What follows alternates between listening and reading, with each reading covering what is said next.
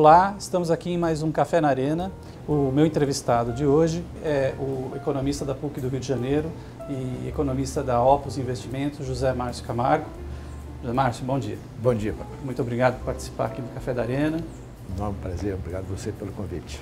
Eu queria começar nossa conversa aí falando um pouquinho de dólar, de câmbio, que é uma coisa que está mexendo com o mercado ultimamente e com a vida das pessoas, né?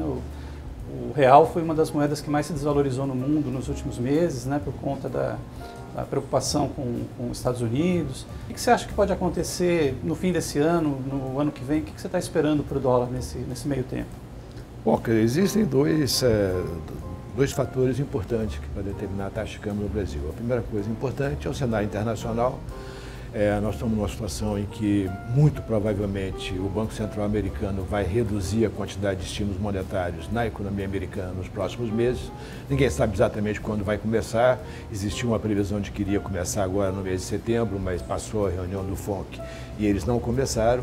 Mas, de qualquer forma, em algum momento, eles vão ter que começar a reduzir o aumento de liquidez que eles estão gerando lá nos Estados Unidos. Com menos oferta de dólares, o preço do dólar vai aumentar, ou seja, o real deve desvalorizar. O segundo fenômeno, que é um fenômeno também muito importante, é um fenômeno interno, né? Quer dizer, o Brasil é um país que tem um déficit de conta corrente extremamente elevado, está caminhando para 3,5% do PIB, 80 bilhões de dólares, quer dizer, você precisa de muito dinheiro para financiar esse déficit de conta corrente. A economia está crescendo relativamente pouco, esse ano a economia vai crescer algo entre 2% e 2,5%, a taxa de inflação é muito alta e você tem toda essa questão do governo, quer dizer, um governo ainda um pouco tímido em relação a essa questão da atração do capital internacional. Então, esse conjunto de coisas faz com que a tendência do real seja de desvalorização.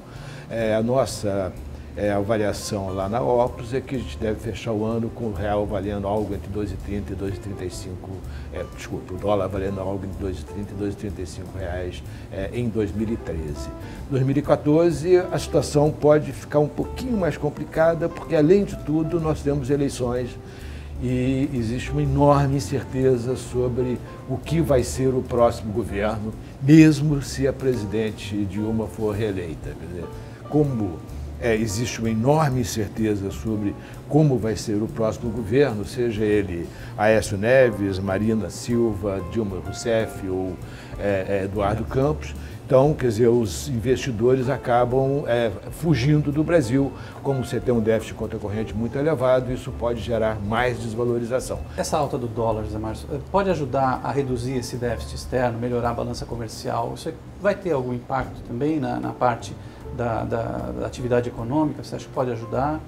Olha, pode ajudar sim. Agora, é importante ter claro que o que importa para a balança comercial, o que importa para o setor industrial, o que torna o setor industrial mais competitivo é o movimento do câmbio real, não é do câmbio nominal. Quer dizer, a taxa de 2,30, 2,50, ela só vai fazer diferença se a taxa de inflação aqui dentro do Brasil for menor do que a taxa de inflação lá fora.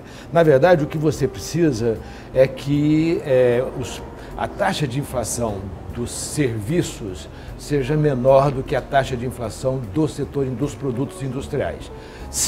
Quando isso acontece, isso significa que o custo de produção no Brasil vai estar crescendo menos do que o custo de produção lá fora.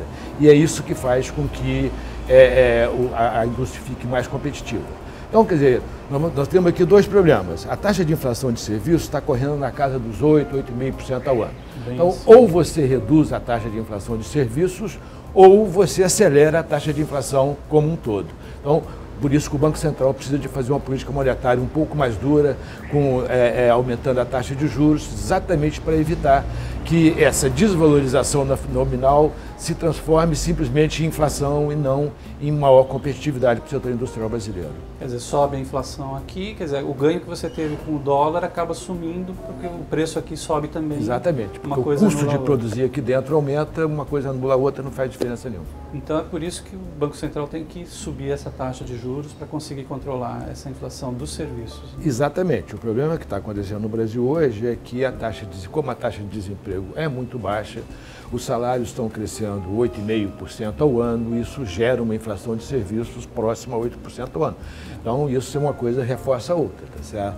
Então, vai ser necessário algum aumento, provavelmente, algum aumento na taxa de desemprego exatamente para conter essa inflação de serviços.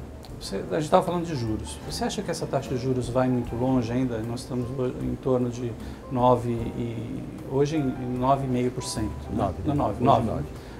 Você acha que ela pode chegar a mais de 10%? Tem muita gente apostando que o Banco Central só vai a 9,75%, porque o ano que vem é eleição. Qual que é a tua opinião sobre isso? Olha, na verdade, quer dizer, na curva de juros que está no mercado, a curva já está mostrando uma taxa de juros acima de 10%, tá certo?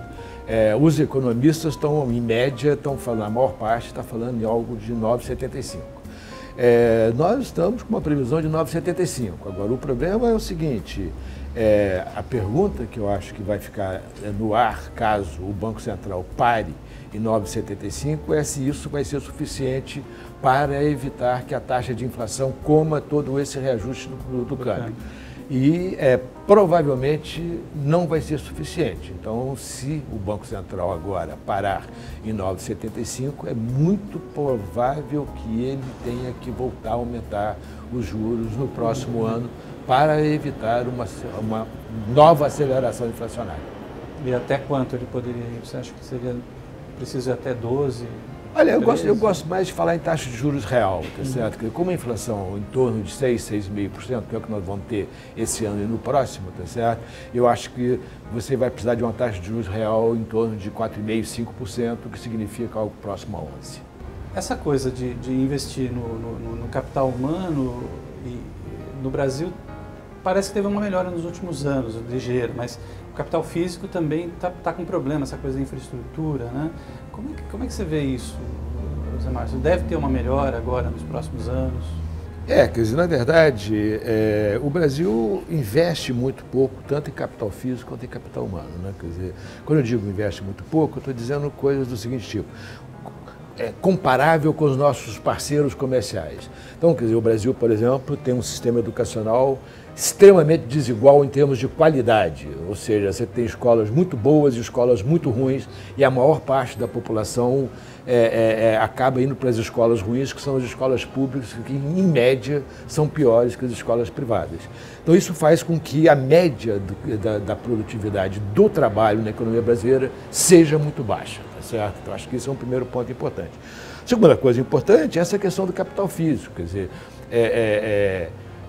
o Brasil tem uma taxa de investimento próxima a 18% do PIB. Só para termos de comparação, o Chile, que é um país próximo aqui, tem uma taxa de investimento de 25% do PIB.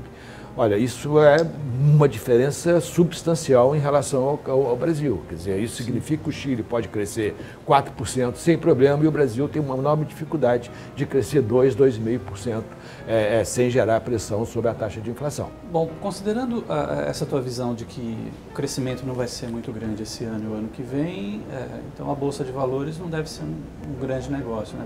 Pelo menos aí no curto, médio prazo. Né? Bom, daqui até a definição de como vai ser o próximo governo, eu acho que, dados a baixa taxa de crescimento, a inflação alta, o fato de que os juros estão aumentando, a nossa avaliação é de que a Bolsa realmente não é um bom investimento. Agora, uma vez definido o próximo governo, se a definição for no sentido de que o governo vai ser mais amigável para os mercados, eu acho que a Bolsa sim vai poder vir a ser um investimento bastante bom, porque o nível dos preços vai estar relativamente baixo e vai ser uma boa hora de investir na Bolsa.